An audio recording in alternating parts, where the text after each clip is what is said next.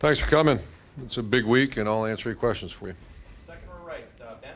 Urban, when you guys recruited Jabril Peppers, is the player he's turned into kind of the player you envisioned he'd be at the college level? Oh, he was a very good player in high school, and yeah, we kind of expected that. Did you see him with the versatility to move around and play different positions on both sides of the ball? I saw him as a very good returner. So long ago. I just remember he's a great player. Front row middle, Dave. Urban, your offensive line still seems to be struggling in pass protection. Michigan has a very good defensive front. Just what are you seeing out of the offensive line as far as pass pro? I don't know if we struggled much last week. Last 3 weeks, 4 weeks have been pretty good. The pass protection wasn't. Nebraska, Maryland, Northwestern, and last week I think they're very good defensive line, but it's not. Times when JT was had to get out of trouble, when protection would break down, he had to get out of there quite a bit this past week. Yeah, if the question is that anybody that answers a question, is there a concern? I'll help you. Yes. That's all I do is concern. So we can save a lot of time probably today. Is there a concern with us protecting our quarterback? Yes. Are they getting better? And they've been pretty good. Yes. So. Front row right, Austin. Urban, when you and Tim and are having those conversations during a game, even like last weekend where JT's carrying it 20 plus times, are you fighting that to look for something else to get away from it, or do you just want so badly to keep it in his hands? Yeah, it's kind of a weather, one of those things. We don't normally do it like that. I mean, there's been times. A lot of it's flow of the game. You certainly don't go into the game and say, let's do this. But you have to create plus numbers somehow because, it's tough. And you see that every team that plays in weather, it's just tough. Are you guys aware of the number as you go through a game, or does that factor into your thoughts at all? A little bit, but win the game. Second row left, Lori. Coach, how much does it factor into your thoughts this week that Michigan has injured 5 different quarterbacks this year? Does it affect your play calling, the reps you give in practice, the speech you have with the officials before the game? Does it affect anything? I didn't know that. No. I mean, they're a good defense. Front row left, Mitch. Beating a couple teams 62-3, it looked as if this team was peaking at just when you needed to peak. Do you still feel like it's peaking? We're getting ready for a good game this week. I think we played okay. We ran for 200-some yards and 2 rushers over 100 yards and had trouble throwing the ball. So, yeah, they're fine. Second row left, Ari. Urban, the recruiting is the lifeblood of this program. You've said it 100 times. To be able to inherently get talented players from the beginning. I was wondering, is talent a predetermined thing, or can a team become more talented based on experience and coaching for a few years?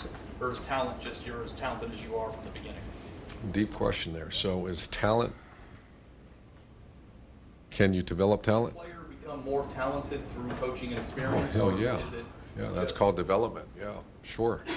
That's something that I think, of all the things that I'm very proud of, 9 coaches and a support staff that's over the top is, because everybody has good recruiting class. Not everybody, and then some go on and get guys drafted and great performances, and that's because of what goes on behind the scenes with Coach Marotti, and so absolutely. Last year, you guys came into the Michigan game, I think, generally viewed as even or on even footing, and I think that as the game played on, that your recruiting and the players that you had on your roster, there was a talent gap. From what you've seen on Michigan on film this year, have they been able to close that gap? Granted, you guys lost some guys to the draft through one recruiting class, or do you feel like their talent has become a little bit more? Oh no, I've always the one thing you can always count on is that team having really, really good players. I mean, I don't know if I've ever seen them. I've been involved watching from afar, and then also they're always great players. The difference is there's 47 seniors or something, some crazy number of experience. These guys have been here for a while, and they're grown men that have been playing for a while. So very, very good team, very talented. Has the gap closed? I don't know if I've ever considered a gap. I always look at these two teams, and if there is, it doesn't matter. Far right over here, Clay. What was your earliest recollection of this game, this rivalry? In the 70s, Bo Woody, my mother, for some reason, I still, to this day, don't know why, grabbed me and said, we have to go run an errand, and what the hell are we talking about? Don't leave that game. In Ashtabula, Ohio, outdoor mall, walking down, and over the loudspeakers, I just kept stopping, listening to the game in the 70s, the 10-year war. So I remember that. Was there ever any question as to who you would side with? None. Front row right, Bill. This is the first time, this is the biggest game in the rivalry in 10 years. Michigan finally is more or less on equal footing with you guys. How different is the feel for this game this year, given all that's at stake? I've never looked, I mean, every time we played them, last year there was a lot at stake. Our first year undefeated season, second year was a chance to go play for the national title. We didn't follow through in the championship game. Third year, we got to the national, right? Or fourth year? Third year. Yeah, it's always big. Question about Pat Elflein. I know you've talked about how important he is. Just how crucial is he on and off the field for you? I can't give an adjective to overemphasize his value to our program. And I've done this 29 years. He's as good a player, person, leader as I've ever been around. And we have senior tackle on Thursday. That'll be a tough one. Second row middle, Jeremy. Urban, I know you're not really a social media follower yourself, but there may not be a guy on your roster that's more polarizing among the Ohio State fan base than JT Barrett. There's a segment of the fan base that really thinks he's kind of average, and another segment that thinks he's one of the best quarterbacks in Ohio State history. What is your take on after 4 years of JT, your legacy with quarterbacks? How do you stack him up, and do you think he's appreciated enough, considering this could be his final game at Ohio Stadium? I think we're in a very evaluation-friendly profession, and he's in a very evaluation-friendly position. You look at wins, number one, and then you look at statistical touchdown to interception, passing efficiency, and that easily makes him one of the greatest quarterbacks probably to play the game. I'm not just, does he throw the best curl route or whatever? I don't know that, but I don't care. He's one-loss record, TD to interception ratio, and passing efficiency are the things that I always look at. But number one is, without question, the one loss, do you win games? Because that's a tough position. You stack him up with guys like Joshua Harris and Tim. How do you? Here we go. How do you? He's a big game this week, man. And I love JT Barrett. Third row right, Tim. Yeah, Urban, we talked about your corners, Marshawn, Garyon, Denzel, how well they played. Michigan has a pair of pretty good ones too. Just how difficult do you think throwing the football is going to be in this game? You got to beat man coverage. There's no secrets what they play, and they're very good players. Front row right, Tim. Nate. Yeah, Urban, in 1986, you were a graduate assistant here at Ohio State, and the Monday of the game, Jim Harbaugh guaranteed Michigan was going to win that game. I know you had to be aware of it because I think y'all put signs up and things like that. What do you remember about that, and what do you remember about the motivating factor maybe it brought for you guys for the game? I actually remember it very well. I remember we won the game. We started the season bad, lost 2 games, Alabama and Washington. Got smoked at Washington. And went on a nice run, I think 9 straight or something like that. And they lost to Minnesota.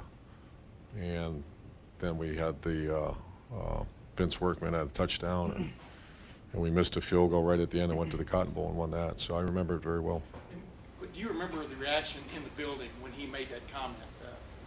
Not really. I remember it was typical that if someone says that, but. You've got a triumvirate right now with JT, Mike Weber over 1,000 yards now, Curtis Samuel, the only player in the nation with 600 plus rushing and receiving. What do you feel about that trio going into this game? Does it give you a balance? Yeah, we have to utilize all the weapons, and because what you said is true. We also have some other receivers playing pretty good. Tight ends are getting more involved. So there are statistically the offense is pretty good. I think we're number 1 in the Big Ten, if I remember right. I haven't checked it this week. But you're going to need it against a defense like this. You'll need every one of them playing their best. Can I ask one thing? Saturday, you know, we talked about the win before the game and after the game. 25 miles an hour, sometimes gusts to 40 or more. Do you just throw that game away from the standpoint of the passing game? I mean, just from what y'all had going the previous two games? Or, Throw it away? yeah, I mean, just from a, yeah, I mean, I think JT was 10 out of 22 or whatever it was. Is that just a throwaway? Yeah, it's thrown away the minute the game. We don't spend much time on that. I mean, I know other people do. We were giving all focus to this one. So, do we sit and talk about it like we do in here now? Of course not. We've got a lot of work to do. Fourth row right, Nick. The vast majority of your production this year have been guys that still have eligibility left. But how do you, all these seniors have been with you for most of your time here. How do you ultimately remember this class? Well, it's unfortunately a very small class because a bunch of those cats left on us last year, who I love dearly. But, you know, I'm thinking off the top of my head, you got a punter who, don't talk about him much, but I love him dearly, and he's a guy that you talk about a leap of faith, a big leap, like across continents, and is a wonderful guy. We got a kicker that I love to death, Tyler Durbin, that I'm surprised I didn't know his name, but he's fantastic. And Pat Elflein, one of the best football players I've ever been around. Dontre Wilson has been an injured-prone career, but a wonderful guy that is all in with the team. Corey Smith, nicknamed the JC guy, was instrumental in our national championship year. He's also dealt with an injury as a junior, and then this year also with a broken hand. And that's about it. What's that? Oh my gosh, Burger Feta. Yeah, it's people joke around, or I joke around. If I have any more children, I'm going to name it Burger Feta. That's how much I love those guys. Two of the most selfless guys I've ever been around, and I'm so proud to be able to put them on scholarship, and they'll be Buckeyes the rest of their life. You mentioned that Michigan has 40-some kids that went through senior day the other day. Have you ever been part of a team that has had this small of a senior class? I think this smallest. Someone told me that. Yeah, at least contributors. Yeah. Fourth row left, Brad.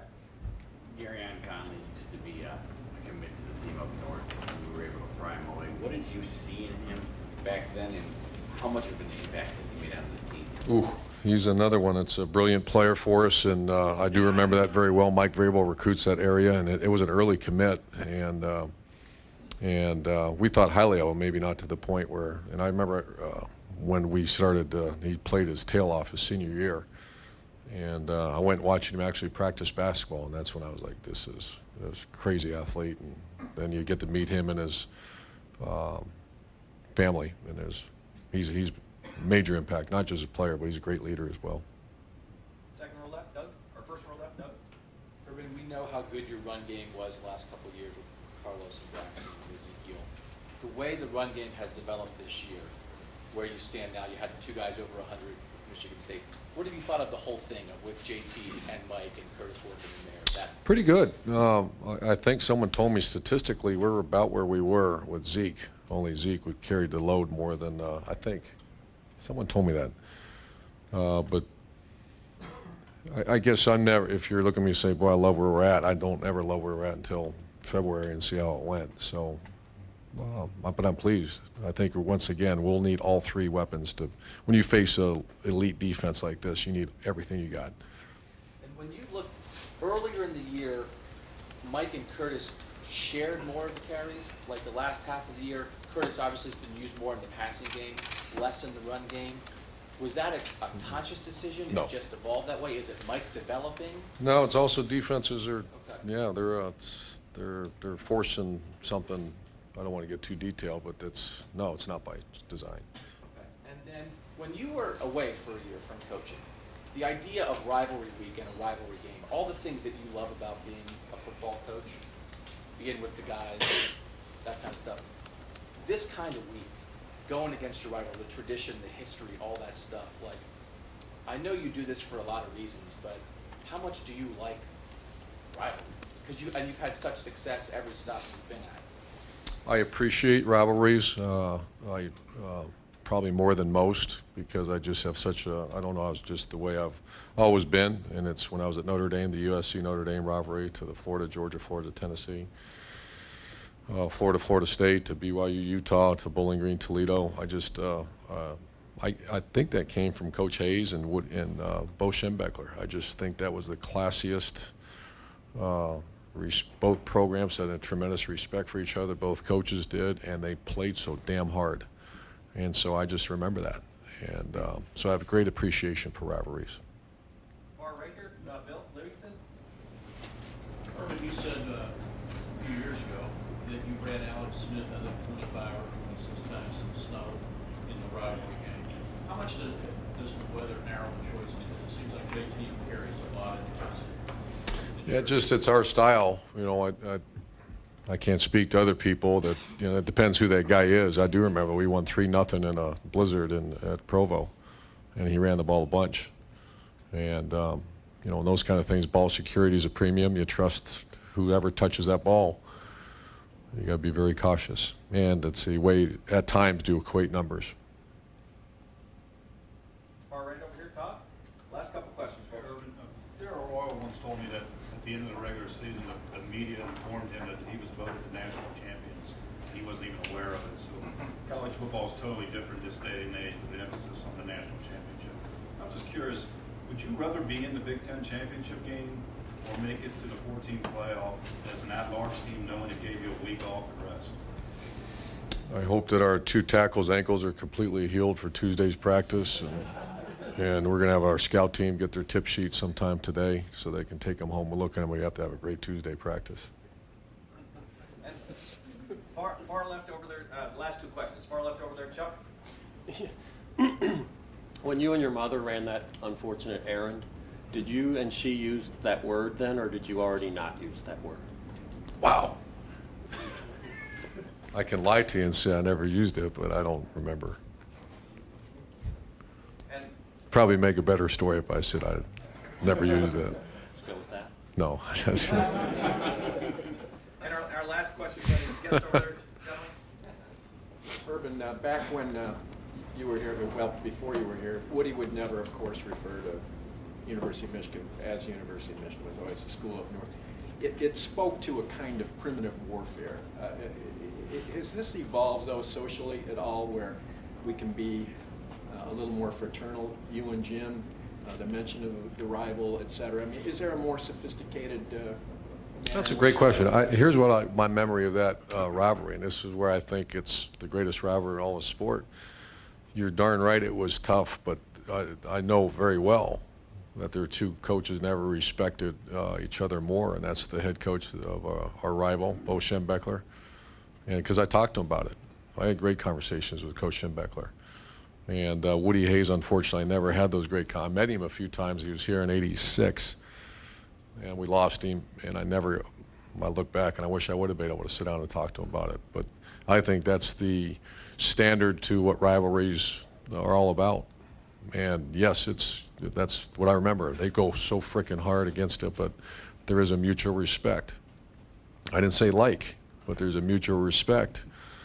And I learned it from those two of the greatest coaches of all time. They handled themselves with incredible class, toughness, demanded of their players, and you got to see that every time those two teams played. So that's my memory, and that's how we go about our business here.